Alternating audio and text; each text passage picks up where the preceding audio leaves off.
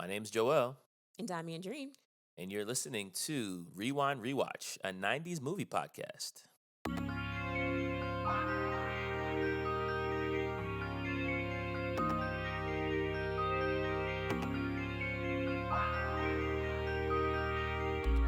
Welcome back, Rewinders, to another episode of Rewind Rewatch, where my sister and I will discuss a 90s movie that we recently rewatched. We'll talk about what we thought about the movie, how well it aged, and at the end, we will give it a rewind rating from 1 to 5 based on how rewatchable we think the movie is today. As always, these films are selected from a long list of listener requests. So whenever you guys are like, hey, we want you to watch this movie. Hey, have you guys covered this movie before? And you send us messages and DMs and emails. We add them to this running list that we have. And then each week we just pick one off the list. And today's movie was one that I picked. And we will be discussing Con Air from 1997, starring Nicolas Cage and John Malkovich and John Cusack. A lot of Johns. not those kind of Johns. Not this film. It is an R-rated film with basically a 2 hours, like 1 hour and 55 minutes. Call it 2. Yeah. And we have a long list of people who requested this film. So first off, we have Tanea from the Bay Area in California. Shout out to Tanea. Next up, we have Jeremy, listening from Georgia. Shout out to Jeremy. Next up is Chris from Dallas. Shout out to Chris from Dallas. And a very special shout out to my husband. Shout out to Andrene's husband. Did he write in? Did he give a... It might have been a pillow talk. Did he send an email? I don't think I saw that one. Well, I know that my brother-in-law is a big 90s action guy, and he talks about Con Air all the time. So yes, I'm not surprised that he recommended this. And it's interesting because as I think about this movie, I feel like I've seen parts of it. Like this is like the type of movie that they will play on like TV on like Saturday afternoons. I don't know that I've ever actually watched the whole thing before I did this week for the pod. But I think Con Air is in a lot of ways like a stereotypical 90s action movie. Very much so. In all the best and worst ways. Like whatever you think of when you think of 90s action, I feel like all of those things, for better or for worse, are in this film. Mm-hmm. So before we dig into the nitty-gritty, Andrene, it is your time to give us a one-sentence summary of Con Air. Ooh-wee. Again, I'm always trying to do too much. Simplify. A prisoner who is about to be paroled is trapped on a plane that was taken over by convicts. That's essentially where the movie begins. Yes, that's basically what it is. So you have these, not just convicts. They're purported to be like the worst criminals in the state of Alabama. Like they're like the worst of the worst of the worst. Sir. So yeah, with honors. Worst of the worst of the worst, sir. All on this plane at the same time. They're all I don't know why you would transport the most dangerous criminals all together at the same time. But not just that. You have all the worst, and then you have this man who's about to be paroled. That's true. Yeah, why is he on this flight? Or the dude from Forrest Gump. Oh, Bubba Gump? Yeah. I don't know why Bubba. I don't even remember what Bubba's crime was. Did they say? If they did, I obviously... I know he was his bunkmate in jail, but he was just being transferred. But we have no idea. Yeah, they didn't really... It wasn't important to the plot. Yeah, so I'm assuming he wasn't one of the big... He wasn't like the worst of the worst, sir. He wasn't Cyrus the Virus. Oh, man. So this whole premise is that like, hey, he gets out of prison after being in prison for like 6 years. He finally makes parole. he's got a wife and kid back home, a kid he's never met because his wife was pregnant when he got locked up, which we'll get into in a second. We have to talk about that. And then he's like, yo, I just want to get home. And the backstory is that this character, Cameron Poe, right? Yeah. Cameron Poe had just graduated from Rangers program, which I guess is like... It's Army. It's Army Rangers, right. He just graduated from this program before he got arrested. So he's like, in his heart, he's a good guy, but he made one bad mistake. But don't get it wrong, just because he's on this plane full of convicts, he's not like them. He's actually more like the cops. So he's going to play both sides to try to stop the bad guys, even though they think he's one of them. Correct. So that's the whole setup.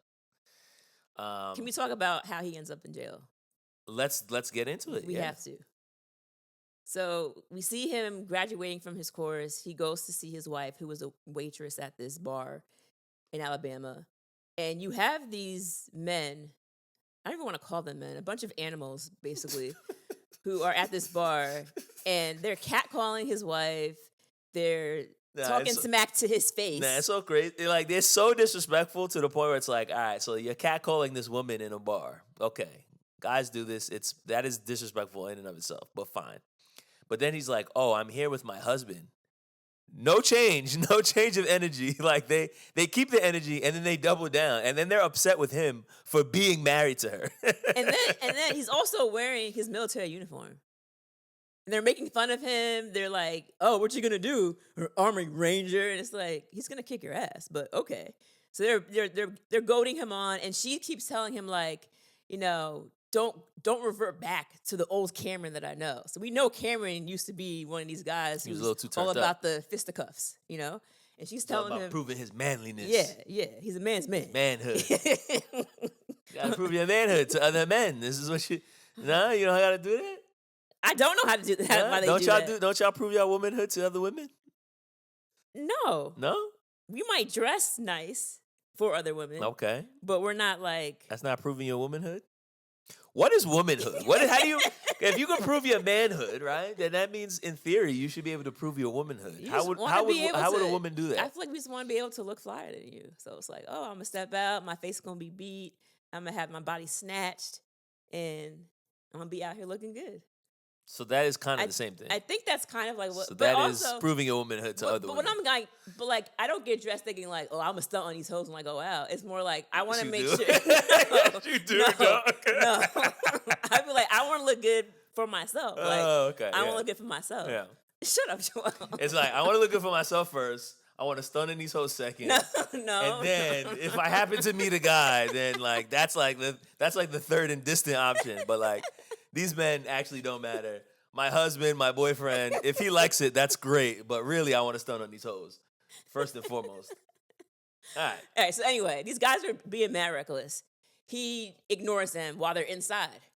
And then they're about to leave. Her shift is over. They're walking out to the car. It's pouring rain. And the guys are outside. And now they're yelling to him as he's by the car with his wife. Like, oh, what you going to do, blah, blah, blah. And she's like, Cameron, let's just get in the car and go home. It's obvious these guys are trying to pick a fight. I believe one of them like breaks a glass. Like they're trying to fight him. Again, because he's married to the hot waitress. It's unclear. And because he didn't. Because he didn't want to fight them? Yeah, I don't know. They're obviously drunk. They're obviously just looking for a fight. And it's like, oh, we are catcalling this woman, this guy. You know how it's also sometimes when, and I've experienced this myself, where it's like, a man's being disrespectful to a woman, you come to her defense, and then they get mad at you. And then it's like, oh, you're a simp, you're doing this, you're trying to impress these girls, they don't care about you either, dog, da-da-da. It's like, bro, like. So in that scenario, were you the guy helping the girl, or were you the guy that was catcalling? Oh, I was catcalling. Oh, no, okay. No, I'm kidding. I wasn't catcalling. No, there was a situation, actually, now that you mention it, where, like, I was hanging out with a friend. We're walking down U Street in D.C. Oh, man. And this guy is just like continuously harassing this girl as she's walking. Ugh. He keeps trying to talk to her, and she's clearly like trying to get him away from her. Yeah. So she's like, yeah, I'm not interested. Keeps walking. He keeps going. So I'm watching this. This is scary. And at a certain point, I'm like, all right, like, Cut it out. enough is enough. It's like, like you're gonna let somebody dig their own grave for a certain amount of time, and then at a certain point, it's like, all right, like now you've crossed the threshold into being an annoyance, Yeah. and I can't just stand here and watch this happen. So I'm like, bro, like, she's asked you to stop. Like, just let her walk. Mm-hmm. Yo, who you think you are? Mm-hmm. Da, da, da. So then he's like getting tight. So then me and my friend kind of just like get in between them, and it's like packed on a Saturday night. So Yeah. everybody's walking. So it's just kind of like creating some distance. And then she's just like, oh, thanks. And then like walks away with her friend. So it wasn't like me trying to hit on her or anything like that. It's just like, bro, you're harassing her. Yeah, like you are actually harassing her. And sometimes it does feel like it takes another man to actually tell a guy like, yo, you're doing too much. But understood. But in this situation, they were literally at their car. In this situation, all he had to do was get in his car and drive away. And he decides not to do that. No, he decided he needed to prove his manhood to these drunk locals for whatever reason. So they basically try to jump him. One pulls a knife out, but he's an Army Ranger. And he ends up fighting back and accidentally kills one of them. And so now... Which is a big no-no, because when he goes to court later for manslaughter, he's told that as an Army Ranger, his fighting skills are a deadly weapon, and he should not have been using it in a street fight. And so he ends up getting 7 to 10 years, which is crazy.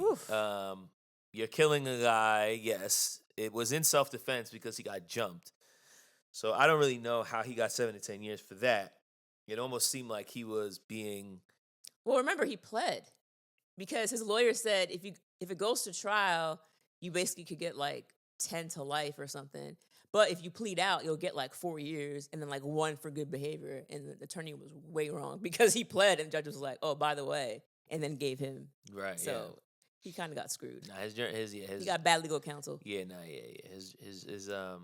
his lawyer was trash. So anyway, he goes to jail. He's not there for very long, and like we see him reading books, learning Spanish, working out every day. We meet Bubba Gump, and they have a nice relationship between the two of them. And we see over the years that his daughter is getting older, because at first he's writing to his wife, who he calls, like, was it Bumblebee or something? I don't know. He calls her something like that. And Hummingbird, I think. I don't know. So he writes to his wife, and then he's like writing to his daughter, and now the daughter's old enough where she can write him back. So we're able to see that she's getting older. We're seeing photos being sent in the mail and all of that. So now we're at the date where he has now made parole. He's about to go. He gets this stuffed bunny that he wants to give to his daughter. He's ready to go. And as Joel said, now they're deciding that they're going to transport him back to his original jail to be released. He's also transferring all these other inmates, but it's the worst of the worst of the worst. So we have... I love how this all-star cast of the worst criminals ever is like mass murderers, rapists, and also a black militant. Yeah. I didn't... The worst people imaginable. Can you imagine this guy? I'm like, one of these things is not like the other from my perspective, but I guess depending on your perspective, that's all the same thing. So just to go ahead and confirm it, it was Hummingbird is her name, and she's played by Monica Potter, who we saw on the Patreon in Along Came a Spider. Yes, we did. That's the wife. So yeah, so you have, let's see, we have Cyrus the Virus, who's played by John Malkovich, and Cyrus is a serial killer. Yes. And he also has killed a number of prisoners in jail. Yeah, he's a lifer, basically. Like, he's never getting out, and he's fine with it. He's a madman. Diamond Dog, like Joel says, is played by Ving Rhames, and he's the black militant. And that's really what we get from him. Pinball Parker is played by Dave Chappelle, and he seems to be like armed robbery. And also like a former addict, which they keep holding over his head and bringing up. Oh yeah, he's a crackhead. They keep saying, right? Okay. Then you have Danny Trejo is a rapist. I mean, he's disgusting in this movie. And gets a tattoo for all of his female victims. Yeah. So he's unapologetic. And apparently, this guy is not only a rapist, but he can't control himself whenever he sees a woman. Like these characters are not written with any nuance. It's just like, these are bad guys who do bad things. Correct. Yeah. Then you have Sandino, who was a drug lord, who is supposed to be helping these convicts once they get to another location to escape. And then lastly, we have Steve Buscemi, and he's the bad boy of all Garland bad Green. boys.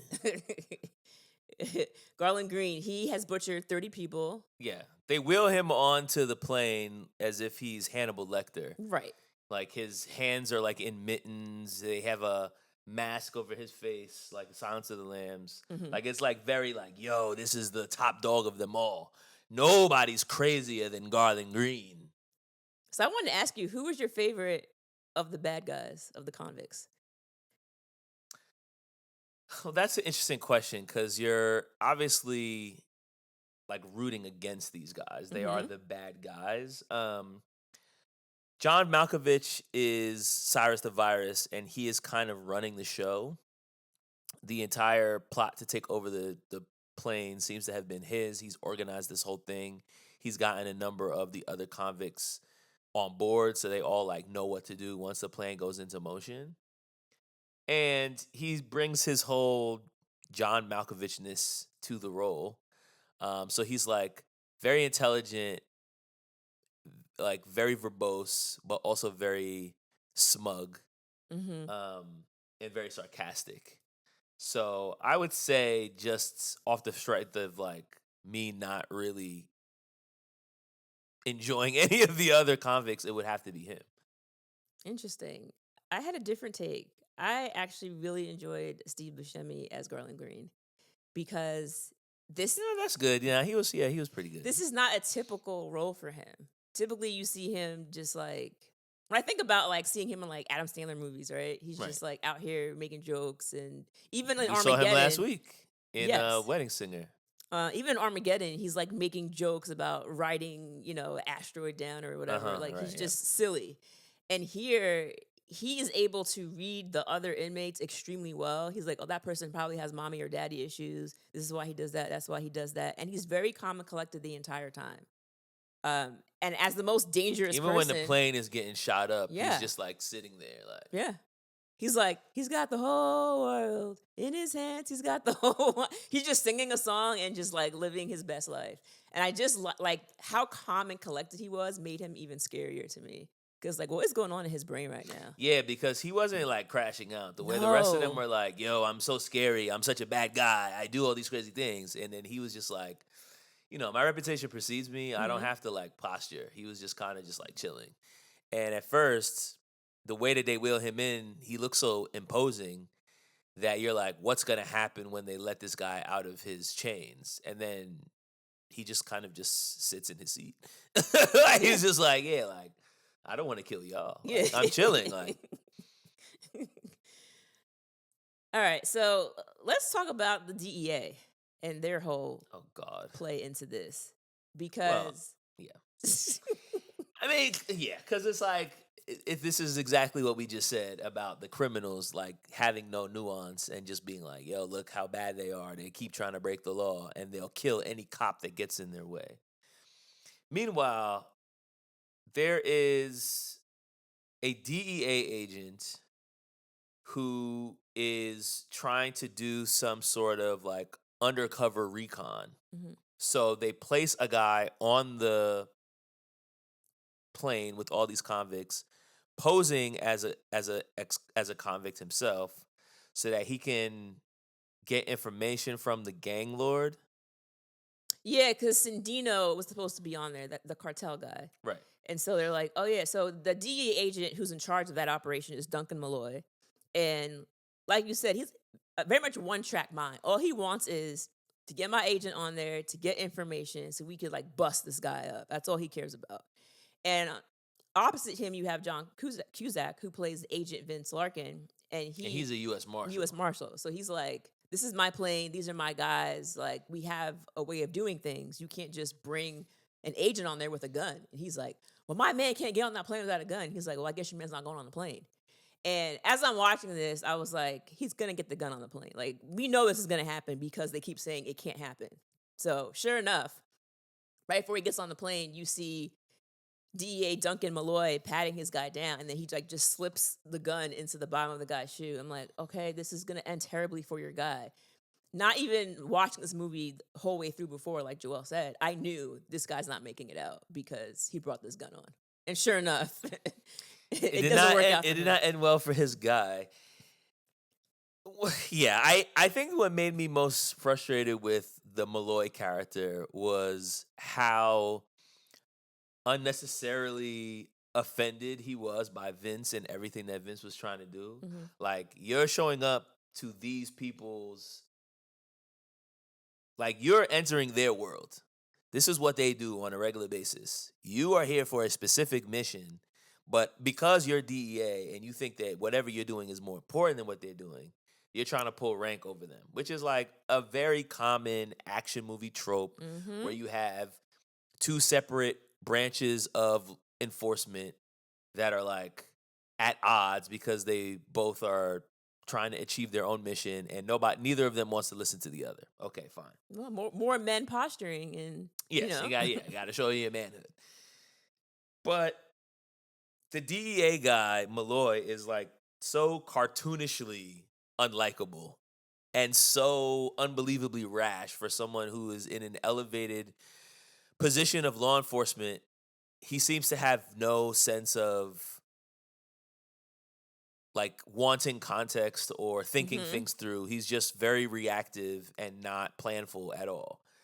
And he also seems so obsessed with like disagreeing with whatever Vince says. Yeah. Even when it's clear that Vince knows what he's talking about, he's like, no, we're not doing that. This guy is a criminal, a murderer. Read the file. I am not one of these animals. Oh, that's original. When exactly did they all become animals? When they stopped giving a damn about the law, about civilization. The degree of civilization in a society can be judged by observing its prisoners. Fuck you. Yeah, it got kind of annoying after a while because I'm like, this isn't even believable anymore. This is just him disagreeing for the sake of disagreeing.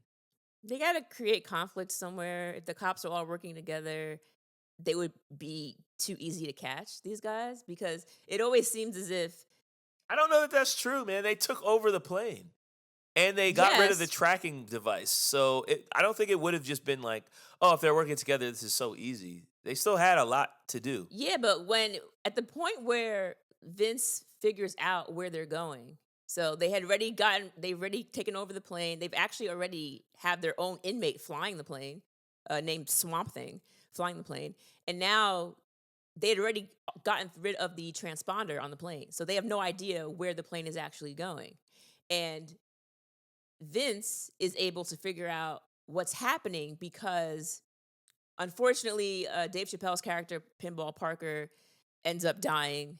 He gets like left and he gets like trapped like in the undercarriage of the plane or something. And which was ridiculous. Hey, where you guys going, man? He leaves because he's supposed to be like leaving the transponder in another part of the airport hangar, and he gets caught by this woman who he's so attracted to that he starts like trying to get her number. He's like trying to lay down his Mac, It's so stupid. trying to riz You're this trying girl to up, man. escape. And it's like, bro, you're actively trying to escape prison. This is not the time. You can talk to all the girls you want if you actually escape. And he's like, oh man, the plane left me. It's like, yeah, bro, they're not thinking about you at all. You No. are not important to this plan. No. So his body ends up caught in the bottom, and this is where you have Cameron Poe's character has to let him loose because it's dragging, the weight of the plane. As he does so, he finds a marker and he writes a message on Pinball's white shirt, and the message basically calls out Agent Vince Larkin. So when Larkin figures this out, he's like, okay, the body was dropped in Fresno. Based on where it was dropped, they're probably going to this closest airfield, which is called Lerner.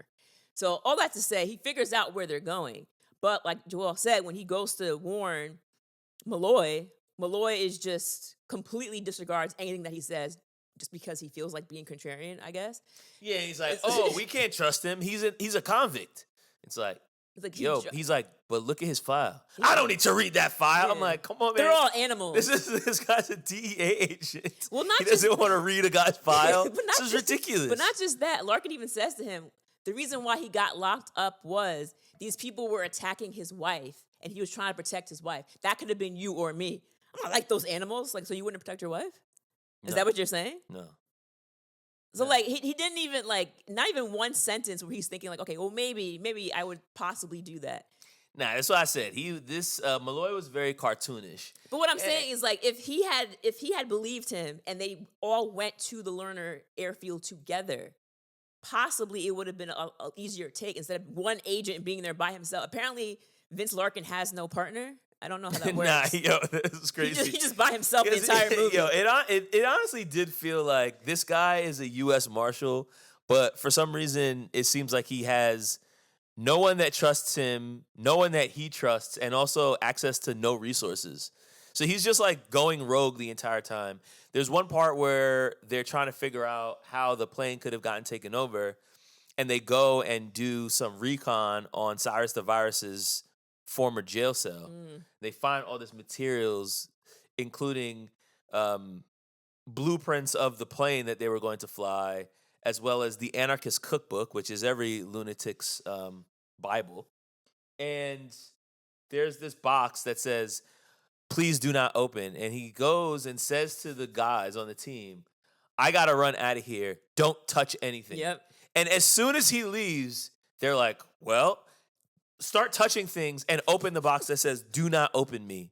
And of course, inside it is an active bomb, and they all get blown to bits. It was so obvious it was a bomb. Like, why would they be this adamant about not listening to what he's asking them to do when he's obviously senior to them? Movie. Well, again, I mean, I guess this brings me to my next question, which is, there are a lot of things in this movie, like I said, very stereotypical 90s action film that really don't make a lot of sense. Oh, Lord have mercy. What would you say is the thing in this movie that was just like the biggest stretch of like, this is absolutely ridiculous? What was the most nonsensical part for you? There's a lot here. I'll start by saying that. But I think just talking about stereotypical action films, and I thought back to when we did Speed, there's a scene where eventually the plane that they're in, it's badly beaten up, and they're about to crash in the middle of Vegas. So you have Swamp Thing is sitting in the pilot seat, and he's like, "We're dropping too fast, we're gonna crash." And he tells everybody, "Boys, buckle up, like we're going down." Cameron Poe, who's the main character, is standing next to the pilot. He never takes his seat, never wears a seatbelt. He's just standing, watching as the plane is about to crash. I don't know why he's supervising this man flying the plane. He's standing up. The plane crashes. I mean, hard. He kind of gets jostled around. It's a crash landing, but it's still yeah. I mean, it's bad. It's a rough. It's bad. A crash landing is still a crash. He kind of gets jostled around a little bit, a little scrape on his arm. But he's able to get out very fast. And then he runs over to where he realizes that Cyrus the Virus and a few of the bad guys got away. Now, mind you, he has just landed. His wife and daughter are there. Instead of going to see his family, he's like, "Wait, Cyrus is getting away. I have to stop him." And then he runs over. He finds these police motorcycles. I guess the keys are just in the ignition. Yeah. Well, that's what cops do. And then he just hops in and starts Especially in chasing action movies. them. The cops they always leave their keys in their motorcycles and in their cars. So anyone can it's just like Grand Theft Auto. You just like show up and that one scene alone had three things. It was like, one, he wasn't buckled up and he was fine. Two, his family was right there and he just completely ignores them. And then three, he's able to just chase after whoever. Like, it just was like, it was so much going on at this moment. I was like, the movie could have just ended here. Like, why did we have to have him chase these people down? You're not a cop. Nah, they had to have the good guy. They had to have the good guy beat the bad guy, which to me, to your point, like felt so unnecessary. This part of the movie actually pissed me off pretty bad because I was like, "Come on, man, you have spent the entire movie." This is actually bringing up other things that I need to get back to. I try to pick one, but yeah, I'm gonna go. There's more. I'm gonna try to break it down as best I can. You spent this entire movie basically trying to get back to your family after spending the past 6 years in prison. You finally get a chance to crash the plane. Guys are getting arrested. You get off safe. You're free. And he's like, "No, I'm going to abandon my safety. And not to mention, Screw the fact that my wife hasn't seen me in 6 It years. doesn't matter. Because he also hasn't allowed his wife to bring the daughter to visit him because he's like, I don't want my daughter to see me as a criminal. So instead, I'm just never going to see her until I get out of prison. Okay, that's a choice. But no, instead of going to see them after 6 years, he decides chasing after this guy that he just came in contact with all of 2 hours ago is more important. So that actually pissed me off a lot. But the thing that is now making me think about is he actually could have gotten off the plane at the beginning of the movie. Yes. Because they had this whole plan where it's like, yo, we're going to swap out the criminals with the cops. So when they come to transport the criminals, we'll just tape their mouths, say that they were acting crazy, and it's actually the cops, and the criminals will be running the plane. And they allow him the opportunity to be one of the people that gets transported out. But no, he decides, instead of leaving, I'm going to stay on this plane. Why? Because my bunkmate from prison is diabetic. And he really needs a syringe because if he doesn't get his meds, he's going to die. So instead of me leaving him here and leaving this female guard who Danny Trejo, the rapist, is like thirsting after, I can't allow myself as, of course, an Army Ranger, firm, fair, and vigilant, to allow anything bad to happen to these people. So instead of me going back to my family, I'm going to stay on this and endanger my life. This is the choice that he makes. So the entire time, he could have actually just been home. Yes. The entire movie. That's what I was saying. Like, that first part really pissed me off. Because I was like, he was actually ready to go. And then he was just kind of like, yeah, no, I don't want to go. And they were like, what? He was like, nah, I don't want to go back in jail for 15 more years or whatever timeline he made up. It's like, so you're staying here? And even his friend was like, yo, go. What are you doing? He said, nah, man, I can't allow you to die. But also it's like, I can't leave you here, brother. But what are you going to do? Because, like, you don't have insulin for him. So what?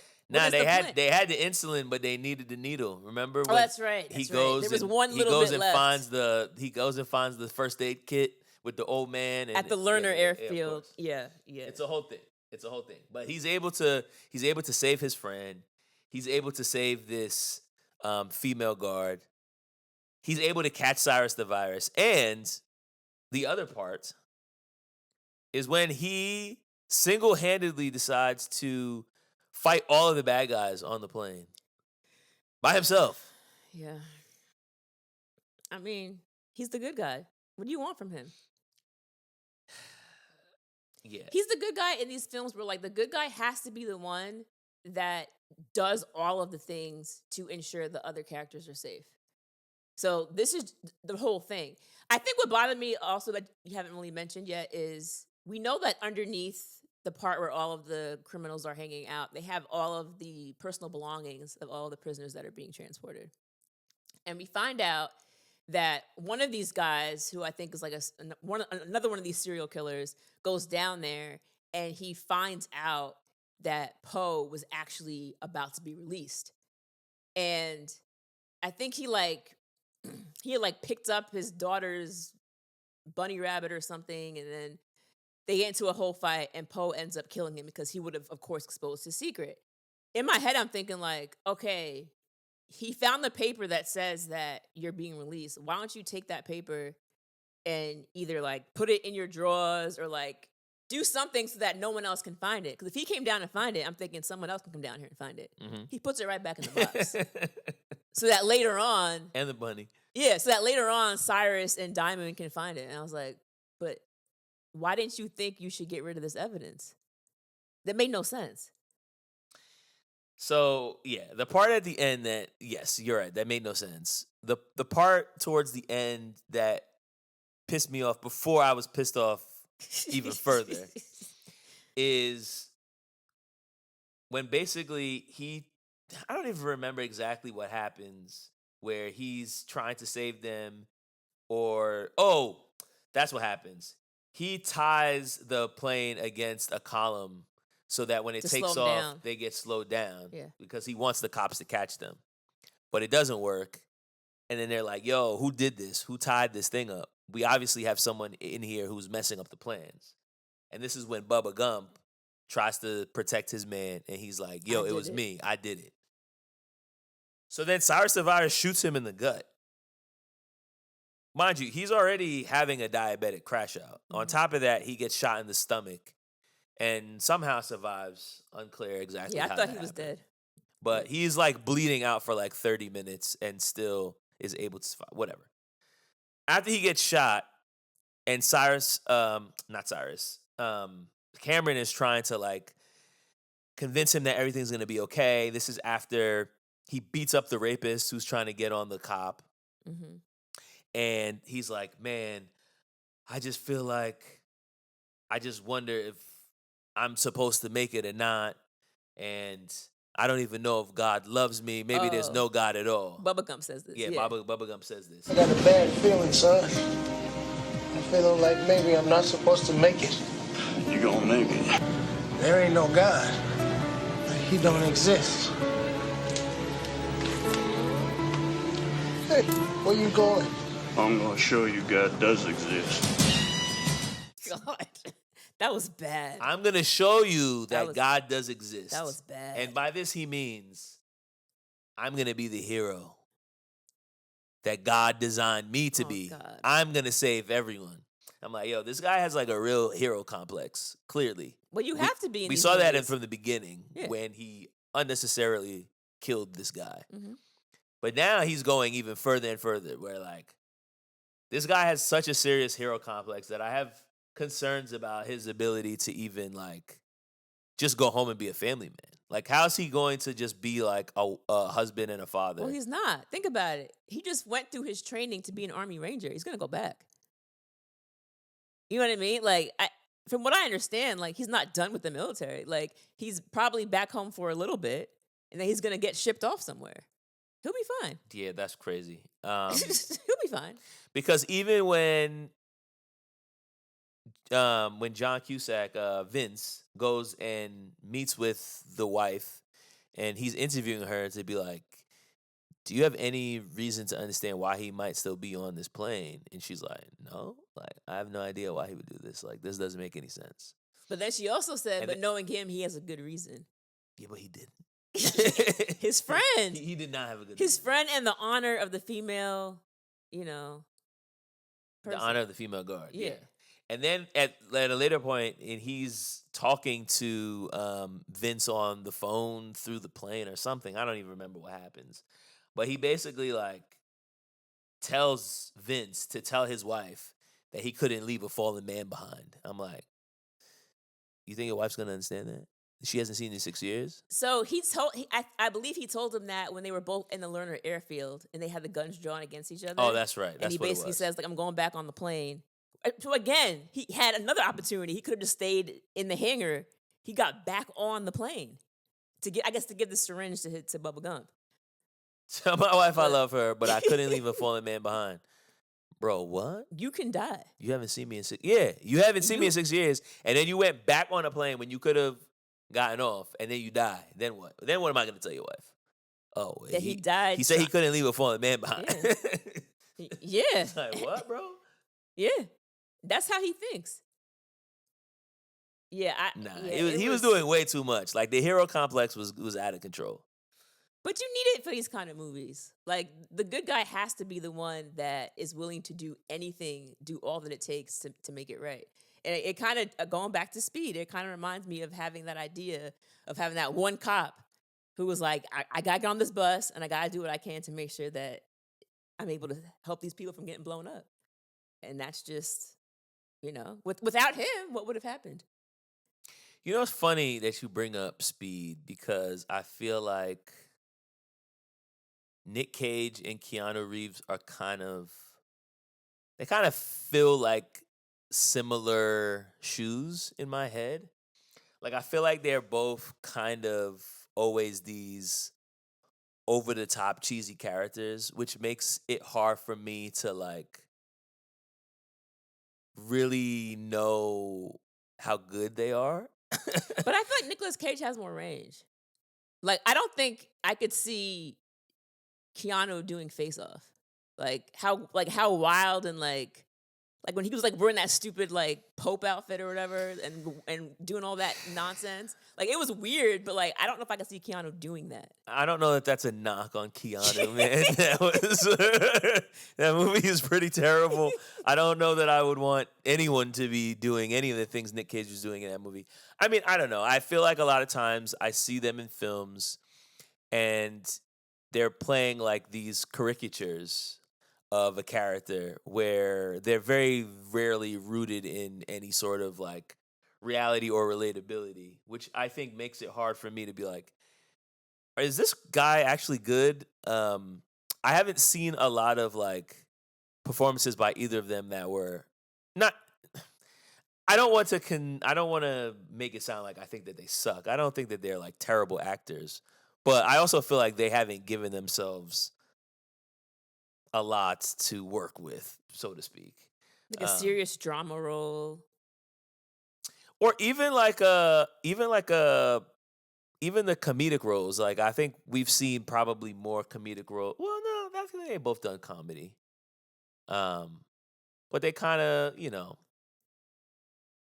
I don't know. I mean, I feel like I would like to see a little bit more from both of them because I'm not convinced that they're bad either. I just feel like I don't have enough evidence. You weren't feeling his Alabama accent? I did want to bring up the Alabama accent. I don't know exactly what I wanted to say about it, but it was definitely like he's laying it on real heavy and thick. Like the whole movie, like he's like leaning into it.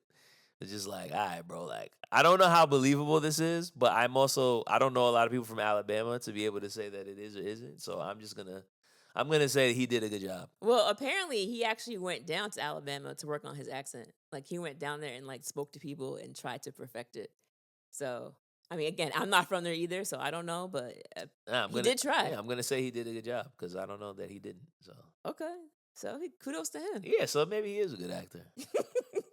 And just like that, your opinion has changed. Yeah. Shout out to Alabama. Who knows, man? Another classic action movie trope that we get in this movie is when there is a trail of gas that leads to barrels of gasoline, and it always gets ignited by a single cigarette that gets flicked onto the ground. Mm-hmm.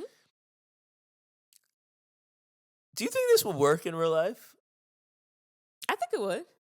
Okay. I think it would. Why not? I guess my thing is you would have to have the ground soaked with enough gas that the trail would carry. Mm-hmm. And you'd have to make sure that when the cigarette falls, it's still that lit. the ash is lit enough to be able to ignite concrete soaked in gas. Yeah. I think if they had a match, that'd be more believable. Like light a match and flick it would be more believable. Like in what's that movie? The Gina Davis movie we just watched, Long Kiss Goodnight. That was a match instead of a cigarette. A match makes more sense. Okay, that's when they ended up burning Sandino. Well, let's talk about these escapes, first of all, how these prisoners even got out of their chains. Because you have Cyrus the Virus and you have Diamond. And what they end up doing is they have these pins that they placed inside the palms of their hands under calluses. Like, so they had to make sure their skin was calloused enough to basically house these pins so that when they pulled the pins out, there'd be no blood. So I'm kind of like, how long were they planning this? I mean, it must have been some time. They pull the pins out. They're able to pick their locks with these pins. And then you have Dave Chappelle's character who had to swallow this match and looked like some kind of wax paper or something that was attached. I thought it was a tampon. But when he opened it, it looked like some type of It was like wax. I don't know. And that string was way too long to be a tampon string. I guess that's true. I guess that's true. It was very. He was doing like a magic trick. It looked like he was doing a magic trick. He kept pulling the string out of his mouth. The handkerchiefs. You're pulling the handkerchiefs out your mouth. But yeah, he pulls it out, and it has like a small bottle that has gasoline in it. And then he also inside of that had a match, right? And so he lights it, and he basically lights the inmate sitting next to him on fire to create a diversion. And once they do that, this is when, at the same time, Cyrus and Diamond are able to use their pins, pick their locks, get out of their cages, and take over the cops. And I'm watching this like, wow, like y'all were committed to pull this out. And poor Poe is sitting there just like, I just want to go home. But then it's like, bro, but did you? Because he's blown, but also it's like you could have left multiple times and you chose But he's to like, stay. nah. It's like, do I want to go home or do I want to be a hero? Hero wins every time. Well, That's his complex. Because he definitely has. He literally said, "I'm gonna show you that God exists." Like he has a crazy God complex, and we see it time and time again throughout the course of this movie. Like every time he's faced with an option of either getting away or being a hero, he picks hero every time. He picks it every time. I mean, you need a hero sometimes. What did you think about the scene where we have the scariest character, in my opinion, on the plane, played by Buscemi, and he gets off... Garland Green. Yes.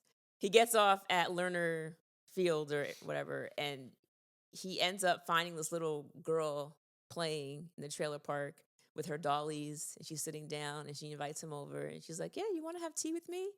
And he goes to sit down next to her. And, like, the way he's looking at this little girl, man, is so creepy. Because it's like, at one point earlier on, he makes a comment about how he remembers that he used to kill, he kills adults and kids. Anybody can get it for him. And he says, I remember one girl, I drove through 3 states wearing her head as a hat. And everybody's like, who is this guy? So he's clearly a sicko. And he clearly has something for little girls. And so when I'm seeing him sit down with this little child and they're playing, it's like this tension is just building. You're like, what's going to happen to this little girl? What is he going to do? In the meantime, the prisoners are trying to escape. Their plane had crashed, and so they couldn't quite pull it out. Sandino has double-crossed them, so they have no way of escaping. So all this is going on at once, and I just kept thinking, like, can we go back to the little girl? Because I need to know what happens to her. And we find out that he doesn't harm her. Because at the end, when they finally do take off, you see her waving, and she's like, bye, Bob, bye. Nah, he bonded with her. But it's like, why? Why? Like, why was that even in the movie? It was bizarre. I didn't really have a good understanding of what the purpose of it was. And while we're here talking about Garland, I think his involvement in the film at all was a little bizarre because, like you said, he's presented at the beginning as like this supervillain. He kills everyone. He doesn't seem to have any qualms. He has no empathy. He's like a true psychopath, sociopath, all of the paths. But when we see him, he doesn't seem to be involved particularly in this plot to take over the plane. He doesn't really help Cyrus and Diamond Dog or anybody else. He's just kind of there. And then we see him have this scene with the girl where you think maybe she's in danger, but they just kind of talk and they play tea time and they sing He's Got the Whole World in His Hands together. And then she gives him one of her dolls and he takes it with him on the plane, and it seems to be like this touching moment. And then at the end, when all the bad guys get arrested and or killed, he's the one that gets away. And I guess it's supposed to be like this happy moment, but I'm like, wait, isn't he the worst one of all of them? That's the thing. I was like, what am I supposed to make of this character? Oh, well, he had tea time with this stranger in an airport hangar, and he didn't kill her, so I guess now we're supposed to be rooting for him. And look, now he's gotten away scot-free, and he's playing craps in the middle of Vegas. He's rehabilitated. That's it. Dinner with the girl. This is what I'm saying. Like, what? Like, what was the purpose of his character at all? And how am I supposed to feel about him getting away when I know that he's the worst of all of them? Yeah. Maybe it would have been more of like a darker turn if it was like, oh, we see him stalking his next victim or something, where it's like, oh, he got away. And like we thought it was a happy ending, but this danger was still looming. But at the end, you're right, there was no danger. He was just playing craps and just smiling. But there was no like locking on a target. He was just like enjoying Vegas. But it was also like, this is the first time we've seen him smile. Like, because the whole time he's just like this stone-faced, calculated psycho.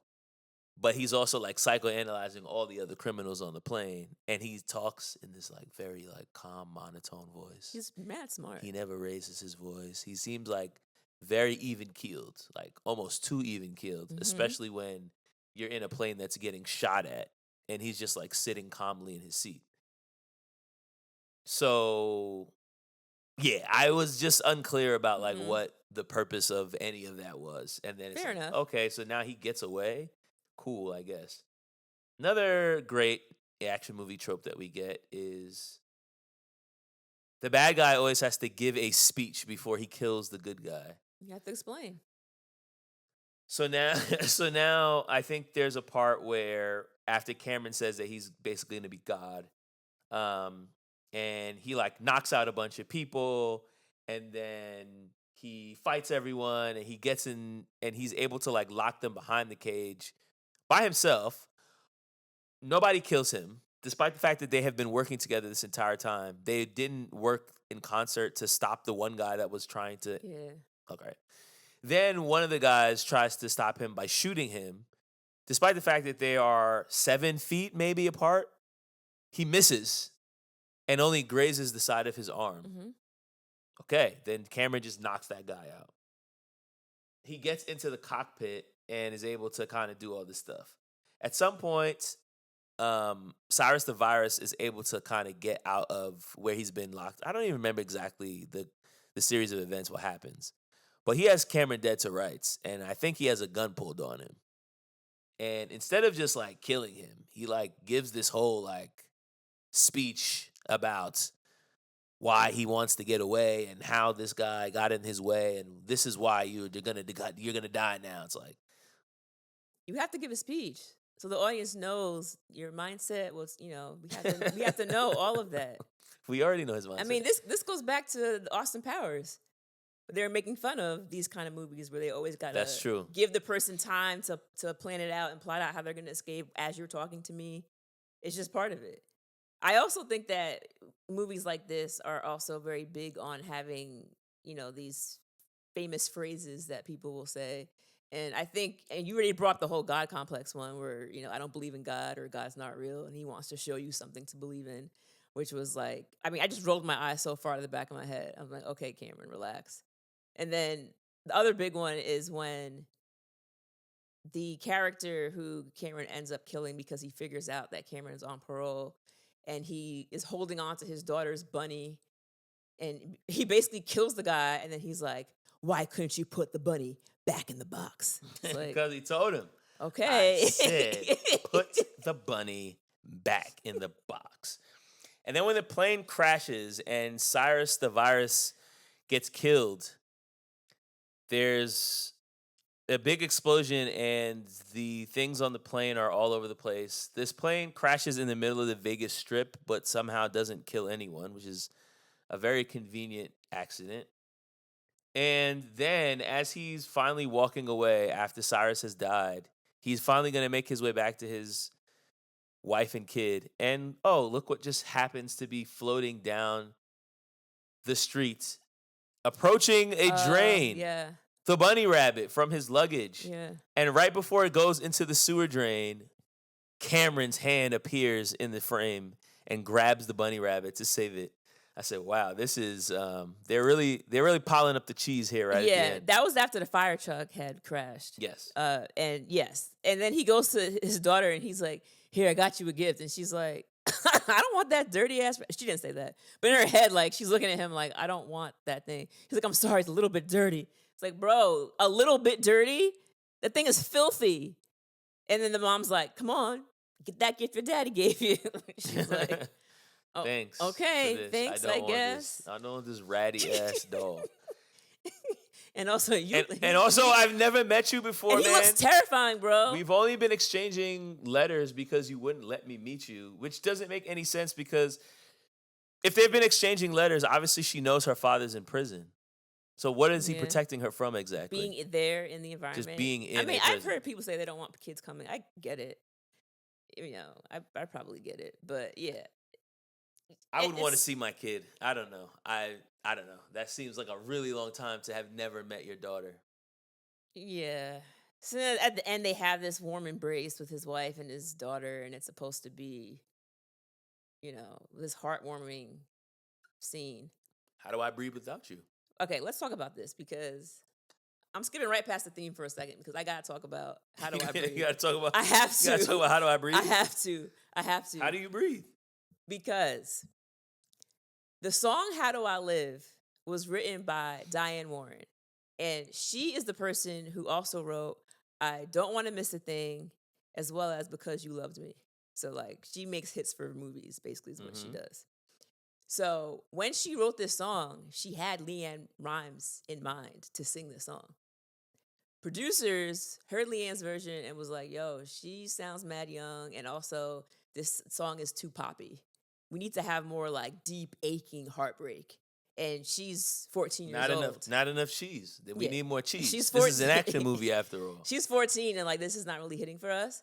So the producers reached out to Trisha Yearwood, who is an adult country singer. Diane Warren, who wrote the song, was furious because she was like, bro, now there's two versions of my song out there. You have the Trisha joint and you have the one that I gave to Leanne Rimes. And obviously for the film, it wasn't her call to make because the producers were the ones who wanted Trisha's voice. So Leanne's label hesitated to release their own version because they're like, yo, they didn't want this for the film. Should we even still release it? But Diane was like, yo, release it. This is what I want, Release the Kraken. So on May 27th of 1997, both versions of How Do I Live were released. It's insane. So, It's insane. so apparently you had Trisha's version featured in the Con Air movie, while Leanne's version was the hit on radio and retail stores.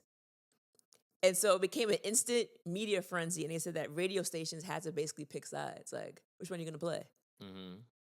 And ultimately, Trisha Yearwood's version of How Do I Live won the Grammy Award for Best Female Country Vocal Performance at the Grammys. So it seems as if she may have won out as far as awards are concerned. But from my recollection, from my childhood, I know the Leanne Rimes version. I've never even heard the Trisha version until I watched this movie and I was like, what is this? This is not what I'm accustomed to. You didn't watch the Grammys in 1997? I did not watch it. And then before we started recording, Joelle played the Trisha version, and I kept being like, bro, this is not it. Like, she's not. This is the version that's playing in the end credits. It's not it. It's not. I didn't make it up. It's not. But it's in the film. I wasn't.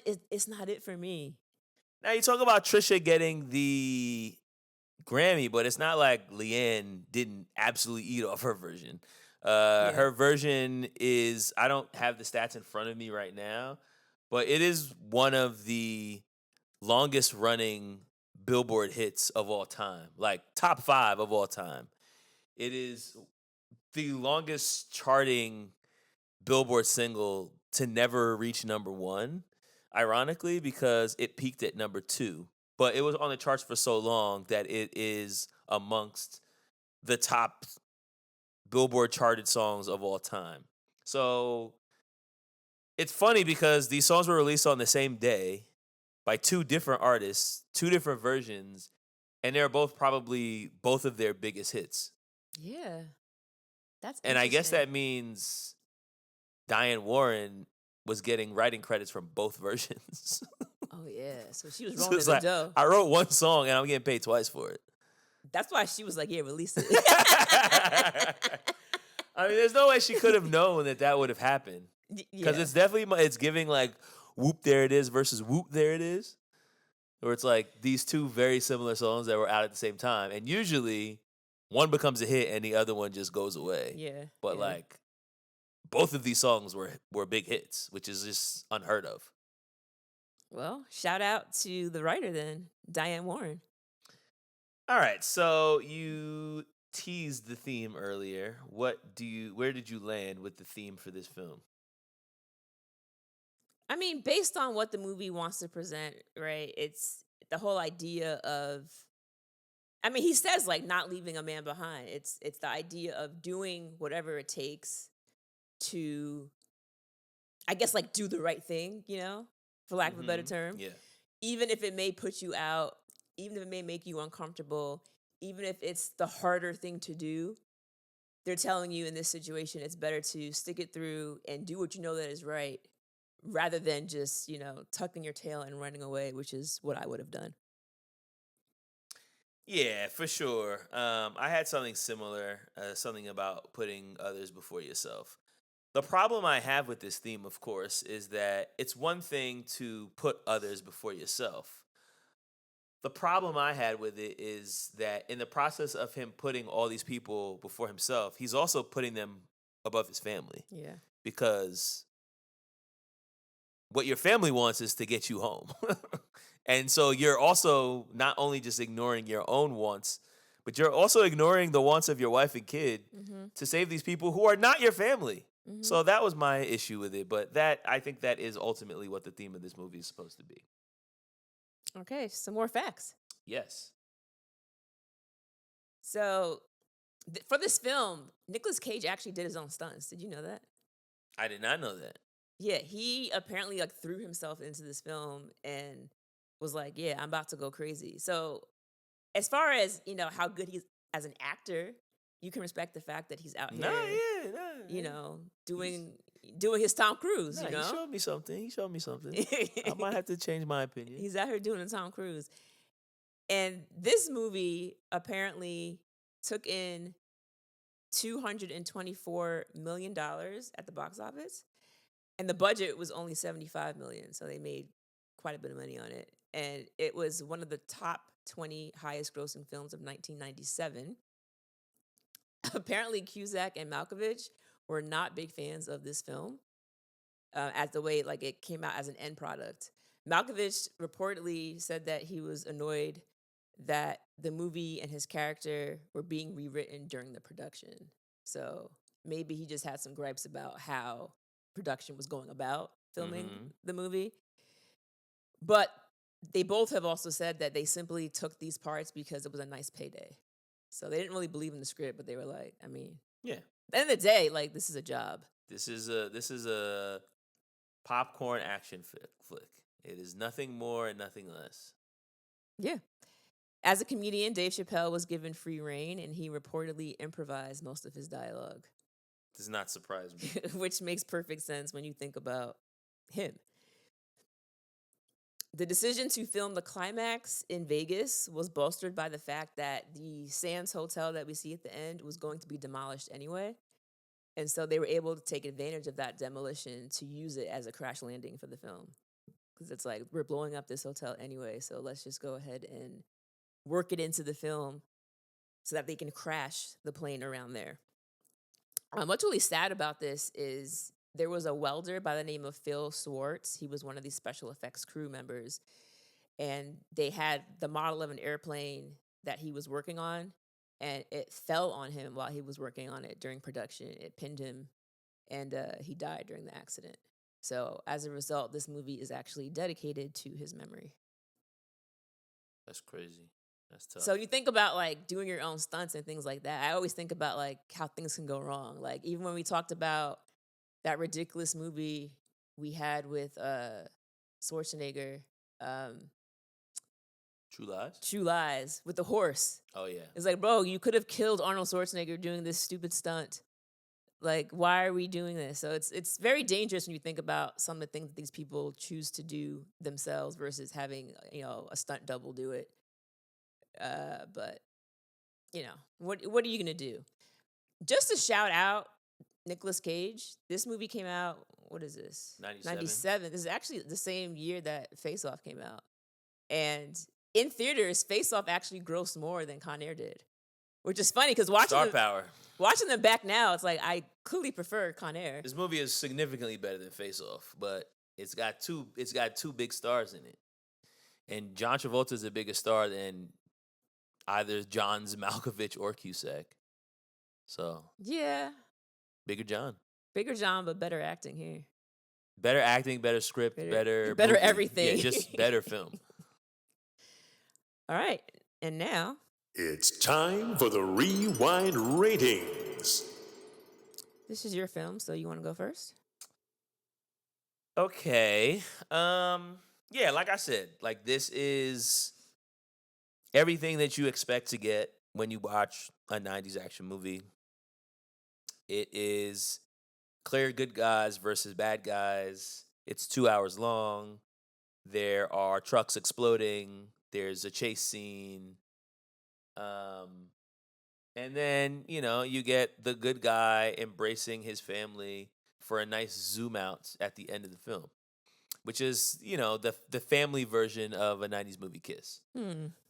But they always got to like zoom out to end the film. I'm pretty sure they did this in Twister as well as many Oh, of the other God. films that we've seen. So like, was I entertained watching this? Yes, I was. I would say that in terms of like rewatch value, I don't really rewatch a lot of action movies. The Dark Knight's probably like the only exception to that, and that's because I kind of view that almost as much of a drama movie as I do an action movie. Mm-hmm. But like, I don't know. The action movies are, you take them for what they are. Like, you're gonna get some entertainment, you're gonna get some fighting, you're gonna get a few chases. The good guy wins at the end. Everybody goes home happy. But it isn't. These are not the type of movies where you're gonna like gain some deeper understanding after watching it five times. Like, it just kind of is what it is. And so it's hard for me to like give a movie like this 5 rewinds because I don't really have an appetite for rewatching action films over and over again. But with that said, it's well done. The acting is a little over the top, but the characters are over the top, and so I think it accomplishes what it wants to accomplish. It's definitely better than Face Off. I can assure you that. So I'm gonna give this. I'll give it 3.5 rewinds. Strong action score for you. Yeah, I'm feeling generous. Okay. So for me, this was a fun watch for sure. I think when we're able to see that the convicts have taken control of the plane, the guards are being all like either beat up or handcuffed to bars and they can't move. And you see like the look of dread on Poe's face. Like you at least feel for him, at least initially. Because you're like, bro, he just wants to go home. And I think for me, I would have liked his character a little bit more if he was restricted from being able to get off the plane. If it was like, oh, I want to go, and they're like, no, we need you here, sit down. You know what I mean? Like, where it's like he wanted to leave and they wouldn't allow him to, then I would feel a little bit more for his character and be like, man, he just wants to see his family. Like, I think for me, it would have made the movie a little bit better. Also, with a 2-hour runtime, you really got to be packing it in for me to want to see a full 2 hours of this. I did not. Like I said, towards the end, they could have just had the whole plane crash and then had people be caught then and there. We didn't need that extra scene with him and Cusack on the bikes chasing him on a fire truck. Like, all of that, we really didn't need. So the last, 15, 20 minutes, they probably could have cut out. But other than that, I enjoyed the actors. Like, Buscemi gave a chilling performance. Malkovich was standout. Like, he's running the show. He's doing everything. He talks is like he's very entertaining because like he's so brilliant. He can see all the different angles. He doesn't just act. He always thinks first. Because like Diamond, the black militant, just wanted to shoot and just think later. And with Cyrus, he's like, wait a minute, what do you have to say? Let me consider that. Let's look at all the options. Like, he was very calculated, and I like a bad guy like that, It's more entertaining to watch that way. So, would I watch this again? Maybe in a few years if I forgot a lot of the plot. But as Joel said, it's action, so it's not like you're not going to gain a new understanding of anything. But this was a fun action film, so I'm giving it a 3.25. All right, those are similar scores. Yeah. 3.25 rewinds and a 3.5 rewinds. Let us know your rewind rating for Con Air. You can reach out to us via email at rewindrewatch1990s@gmail.com. You can also send us a comment or a DM on social media. We are on all of the platforms at RR90spod. And we also have a Patreon page where you can subscribe and become a member for only $5 a month. You will also have access to bonus episodes where we cover movies from the late 80s and the early 2000s. All right, we are going to wrap up here. Do you have any final words for Con Air? nothing makes me sadder than the agent lost his bladder in the airplane. All right, there you have it, folks. Adios. Later.